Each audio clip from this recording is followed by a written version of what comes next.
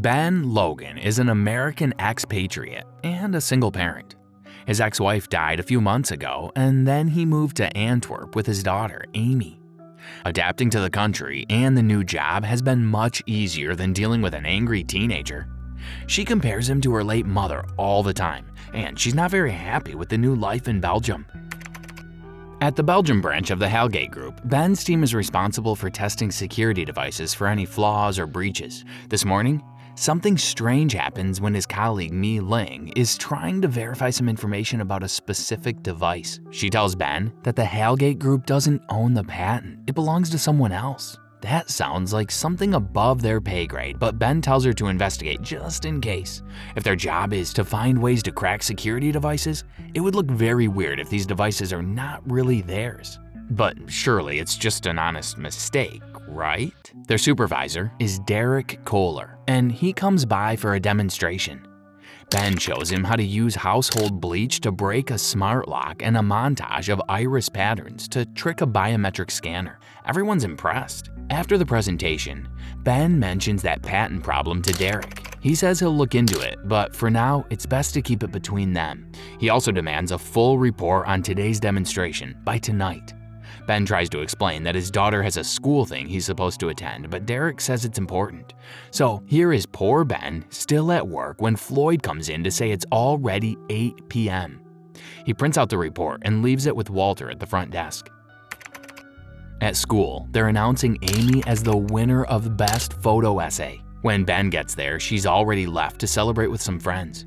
And by some friends, we mean her crush Nabil, who gets disappointed when she has to leave.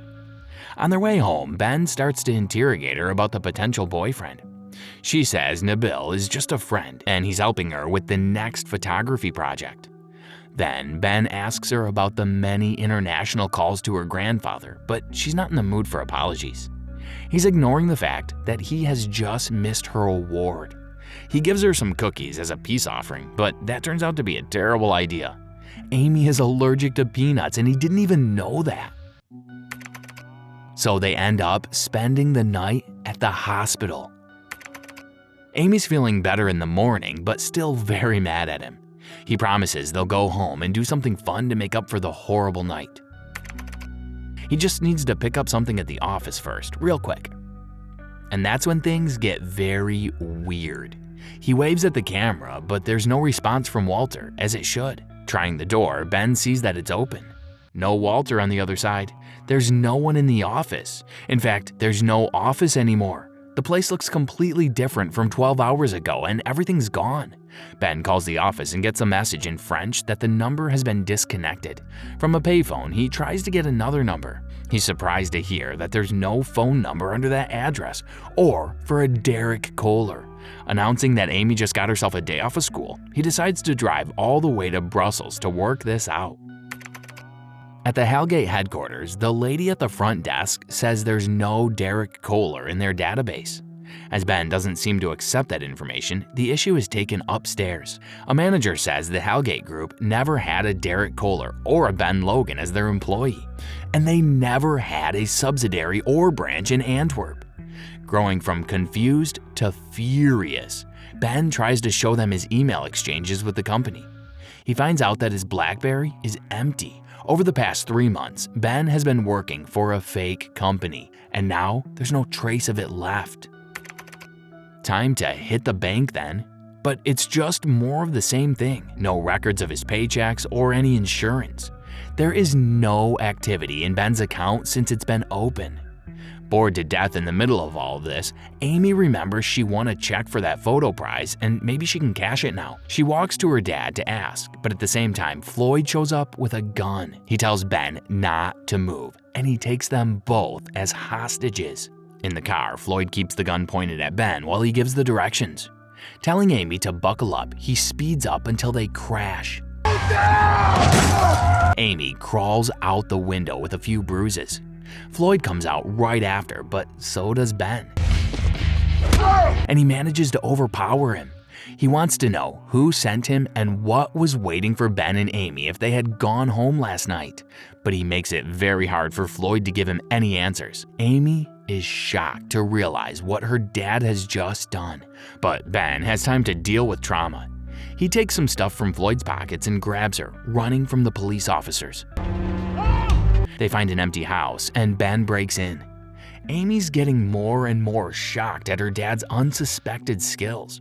Also, she can't understand why they ran from the police if they did nothing wrong, and Floyd's death was self-defense. Dismissing all these questions, Ben is more focused on the set of keys he took from Floyd. The initials AC lead them to Antwerp Central. The key opens a locker with the same number, and there's an envelope there. Some police officers seem to have spotted them, but Ben is quick to blend into the crowd of tourists, even talking to Amy in a foreign language. In that envelope, they find several documents. It's some kind of a file on each of Ben's coworkers at the ghost company.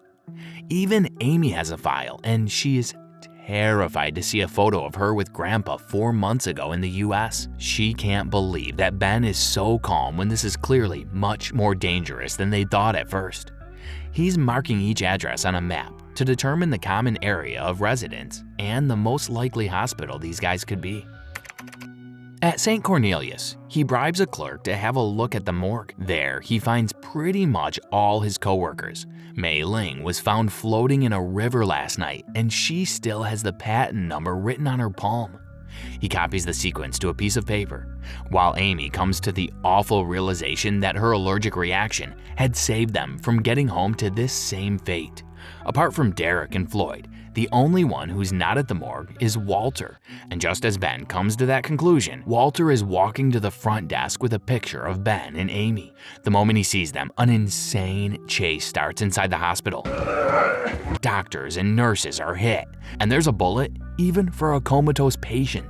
Finally, Ben eliminates Walter, but now Amy's wounded. Good thing they're in a hospital then. Before the cops can get there, he patches her up and out the window they go. In a restaurant's bathroom, they have more time for proper bandages, and Ben knows there is a lot more to be fixed here, so maybe it's time for some daddy-daughter honest talk. Amy's mother had told her that he worked for the US State Department.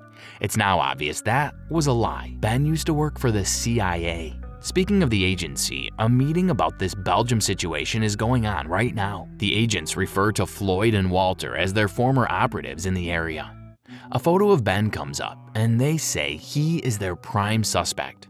A woman named Anna Brandt says Ben was decommissioned 6 months ago because he grew a conscience and stopped following orders. Trying to make an example of him, the Oversight Committee got him banned from the US permanently. This is why he had to look for a regular job in Europe. And there's more. A canister was stolen from the CIA Black Vault in Brussels. It contains sensitive documents about the Hellgate group, a collection of evidence that they were shipping illegal arms to destabilize countries to their own benefit.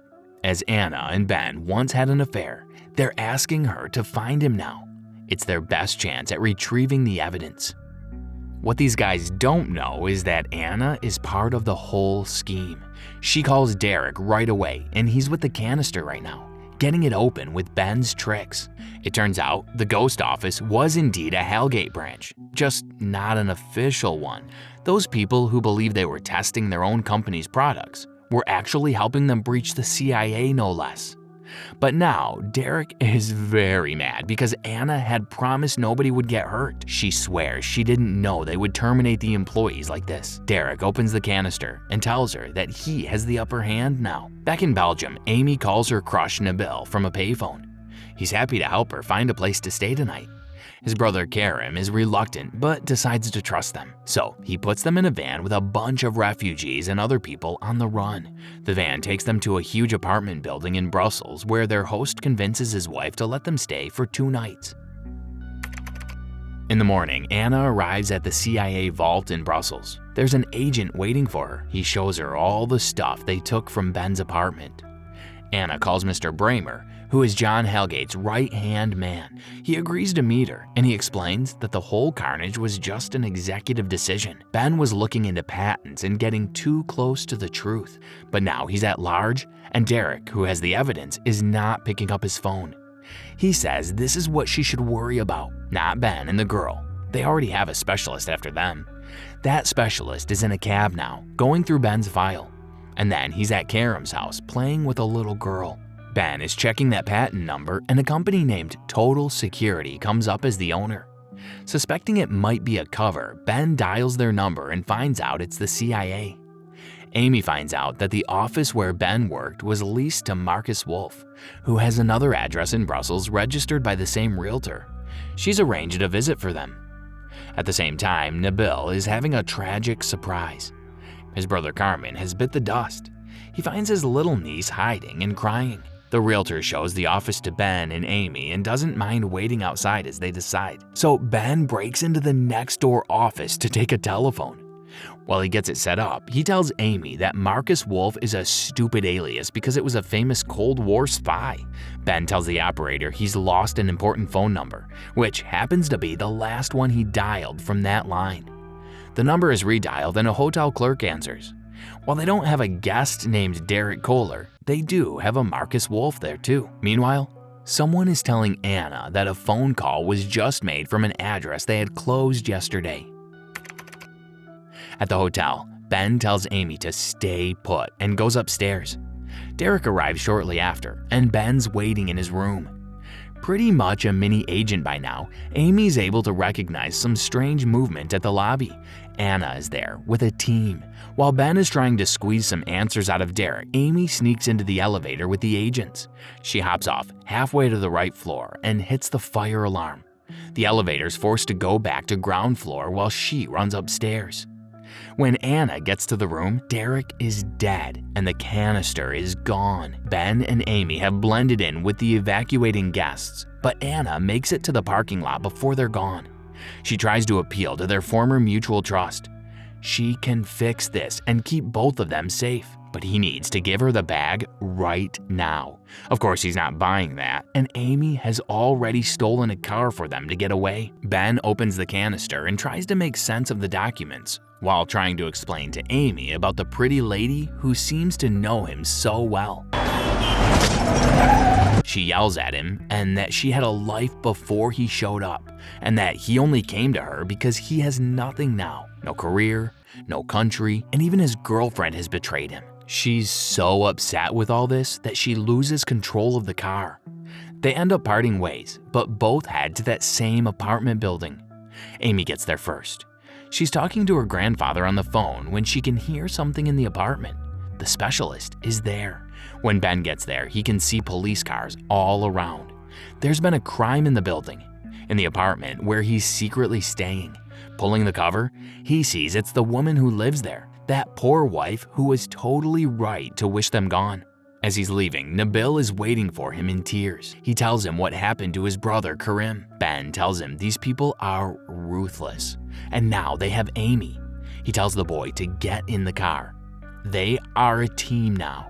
Putting yet another family in danger, Nabil takes Ben home. They go through the contents of the stolen canister, and Ben figures out that Anna has cheated the agency to help Hellgate, and these documents would take her down too. He calls her with a location for her to meet him. Getting there, she picks up his call at a payphone. He tells her which train to get in, but then calls her cell right after and tells her to switch. This way, she's forced to lose the rest of the agents. She gets in the right train and sits across from Ben, flashing her gun just in case. He has a message for John Hellgate III as he's responding to a high-profile class action in court. That means Ben knows exactly where he'll be in a few days. He can choose between having the precious evidence back or meeting his maker. All he needs to do is have Amy ready for the exchange. Back at Nabil's place, the boy brings him a suitcase, and Ben starts to do things that look like a weird science experiment involving fire, ice, and a sieve. Watching the news about John Hellgate fighting lawsuits seems to keep him motivated. The big day comes, and there is Ben just outside the courthouse. Vigorously shaking Hellgate's hand, he leaves a cell phone there and takes a few steps away. He calls that phone, and the coward gives it to Mr. Bramer, saying, "It's for you." Ben tells him to keep that phone on him because he'll soon get a text with a time and a place. His boss must come alone. Later on, the same Mr. Bramer gets desperate to see Anna barging into an important meeting. He clearly fears upsetting his master, but there's something else here. He seems jealous of Anna, as if no one could be such a good boy to daddy like he is. This guy has some serious problems. Just as he receives the coordinates from Ben, Hellgate decides to give Anna a chance to fix this herself. He even says she's cut from the same cloth as him. Bramer is just livid. He's also right not to trust Anna.